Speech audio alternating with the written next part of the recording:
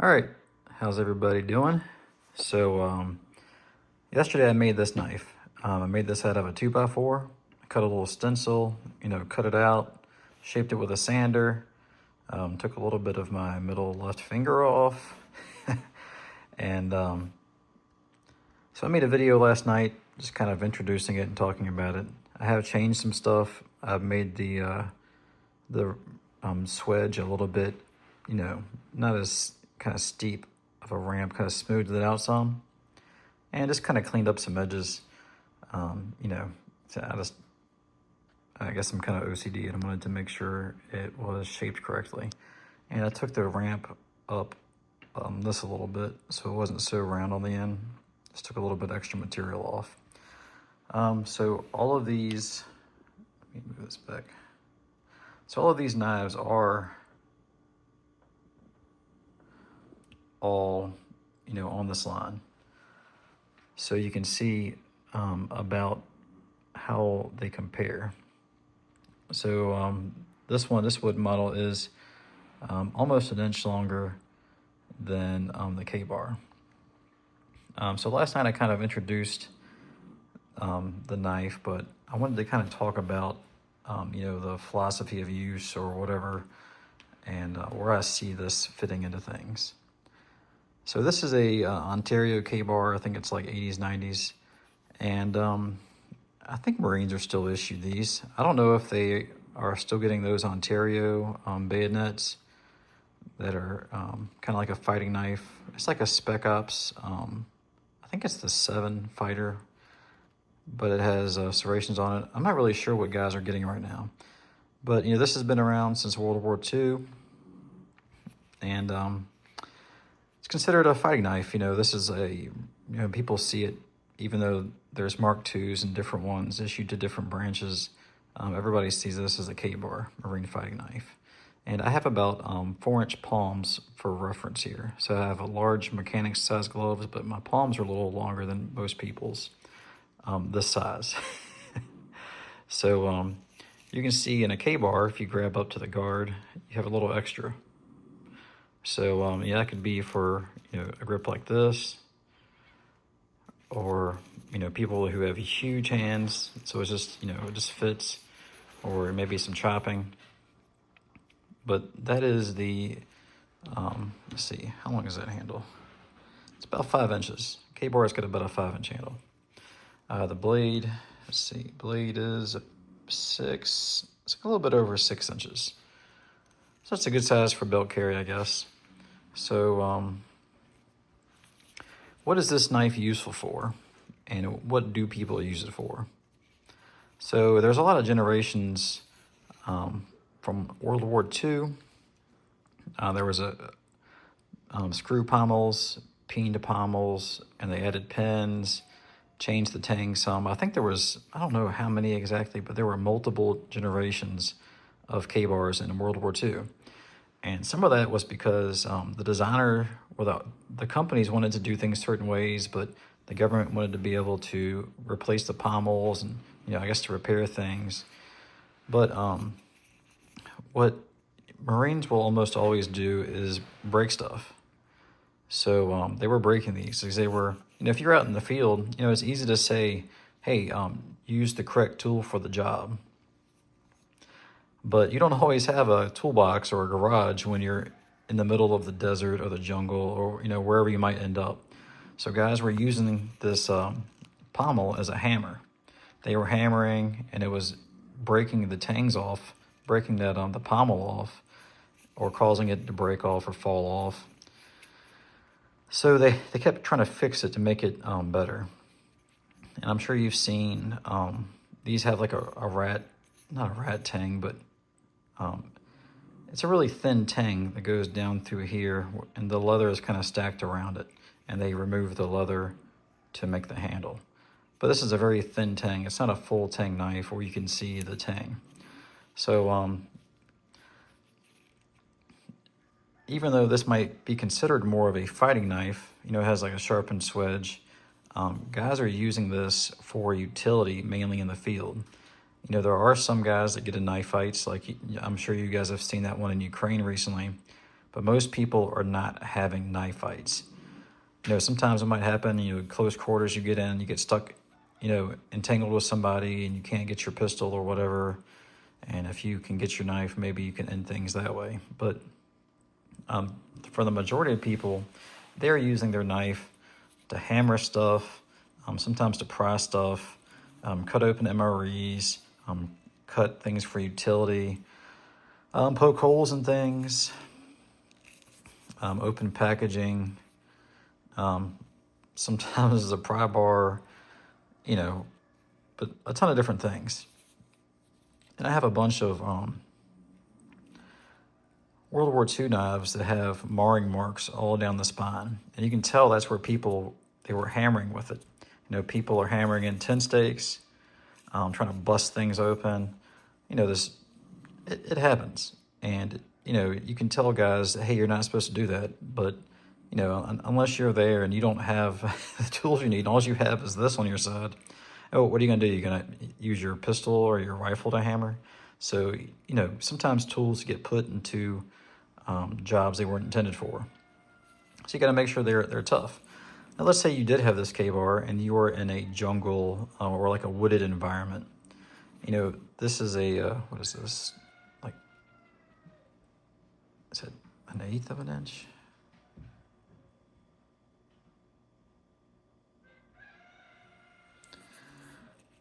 So I think that's about 1/8, maybe a little bit. It might be, let's see. I know this is 4 millimeters. Yes, this is about 3.5, 4 millimeters on this modern version. So this isn't very blade heavy. I don't imagine you could do a ton of chopping with this knife. If you had to like cut a sapling down, you know, you're cutting, sometimes you have to cut lanes in fields of fire and you have to cut things down. Sometimes you have pioneer kits in a vehicle with an axe or something. Maybe you've got a machete around, but sometimes you don't.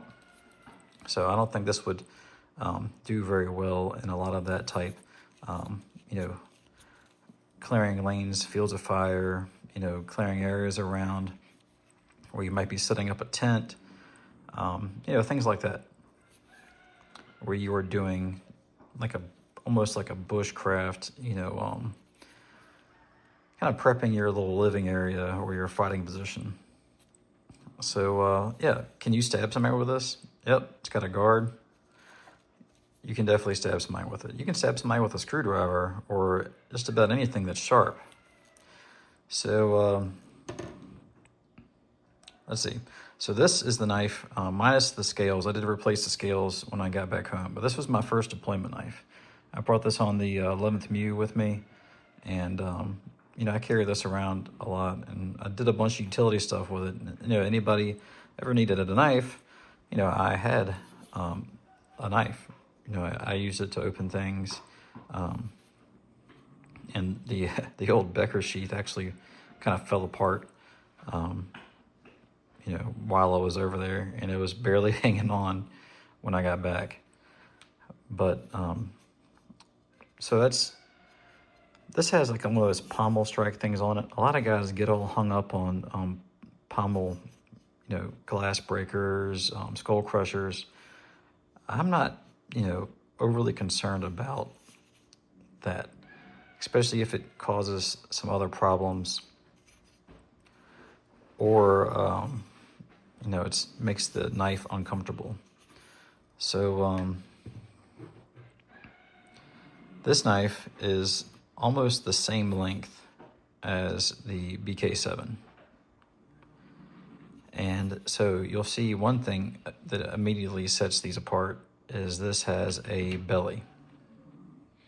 So with that that forward weighted design, you should be able to choke back. You know, you can take maybe 2 fingers off or 3, and you have still a pretty good sized knife to chop with. Not as big as the V44X, but that's a really large knife. So I think this is carryable on your belt. Maybe a little large, but you could actually, I think you could carry this. And you could go a little smaller, it might be more convenient, but it's really not that much bigger than a K-bar. It's like less than an inch. So if you had to, if you were out, you know, somewhere in like a wooded area, jungle or whatever, you know, you could do chopping with this. Also, something good about a belly on a blade is it's very slicey. Like if you swing this at somebody and hit them, it's going to do a tremendous amount of damage versus if you were to slice somebody with a non-weighted blade. That's just, there's no weight there, no belly. That's not going to do it. It is going to cut, especially if it was sharp. A lot of issued K-bars are not sharp, but this would do a tremendous amount of damage slicing. So if this goes into production, I could see this being, you know, the swedge could be sharpened.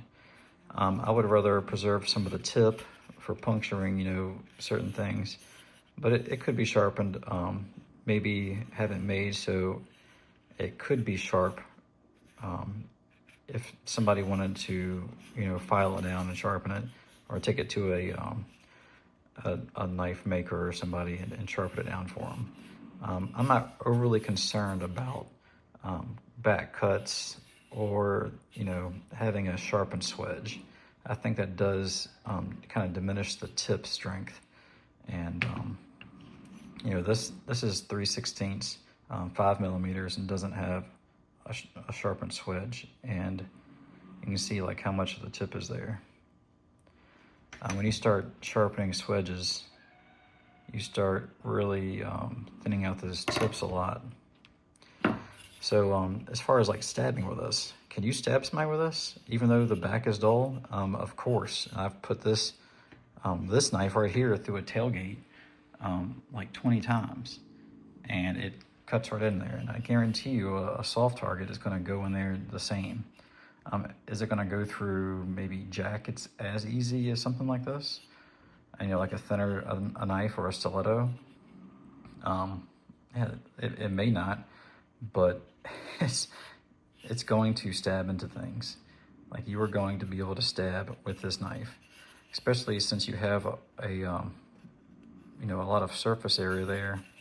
You know, you can grab this tight and you can stab this into whatever you need to. You can stab it this way, stab it coming down, and it's going to stab in. Like so, a sharpened swedge, you could do it. There could be a model like that, but I just don't think it's a necessity to have a sharpened swedge. This is kind of like a mini Bowie. You know, it's not like a 9-inch, 10-inch blade, like a big Western style Bowie you might be used to seeing.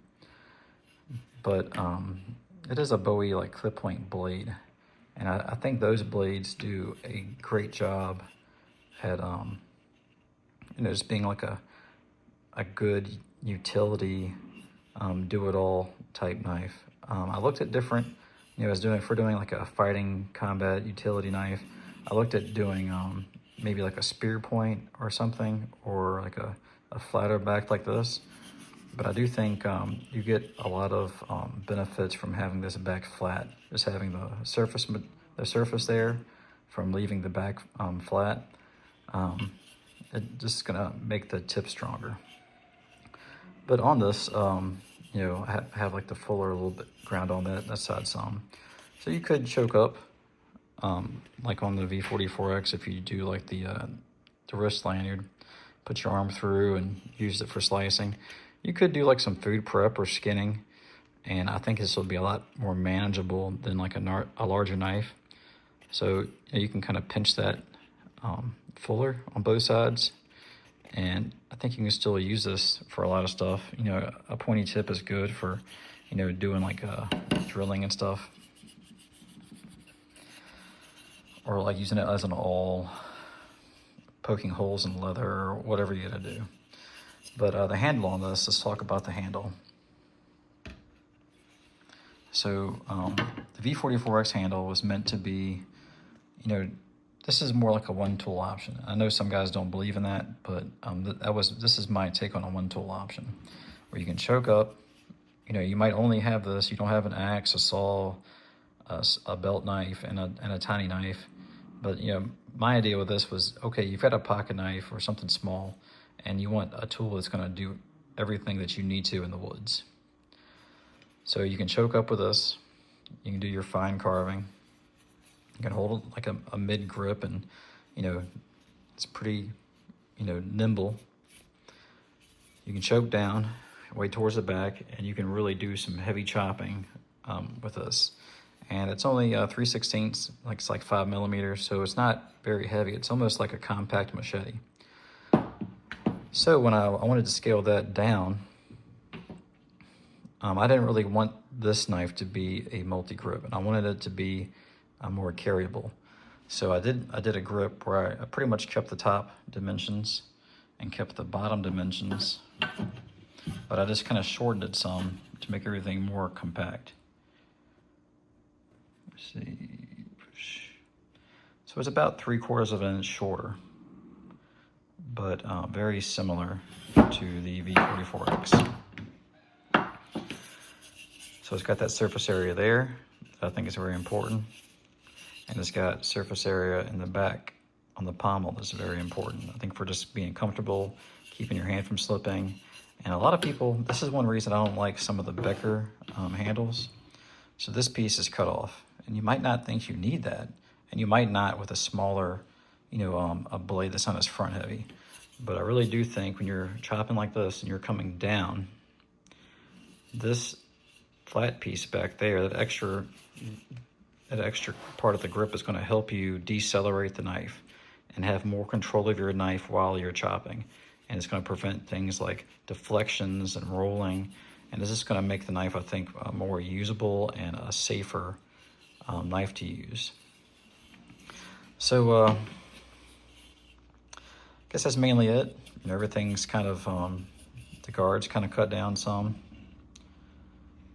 But most of it is still there. But, you know, this guard was meant to be, you know, on this knife. And you may see that guard on another model soon, or you may not, we'll see. But I think this makes sense.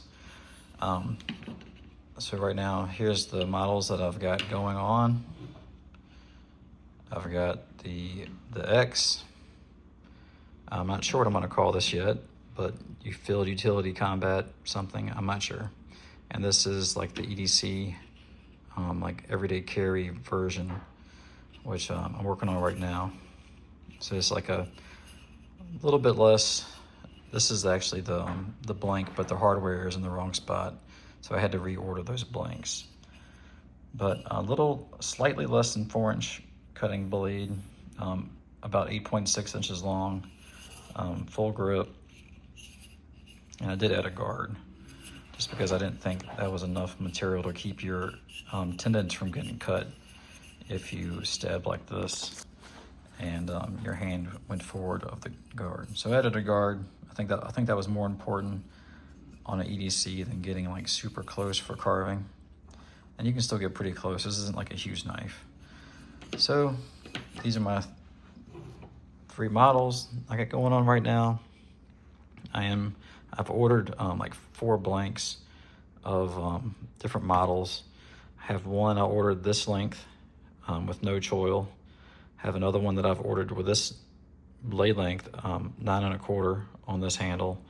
And I have another one I ordered of that 9 1/4 with a guard on this handle. So I'm actually kind of, I'm thinking too about having, using this handle, but putting it on this blade. And that would be a little bit more blade heavy, but the entire knife would be, you know, it'd be, what is that? Let's pull out the tape measure. So the entire knife would be about 14.5 with this handle and this 9 1/4 inch blade. So I don't want to just be putting out models just to be putting out models. I want them to make sense. I want them to be usable.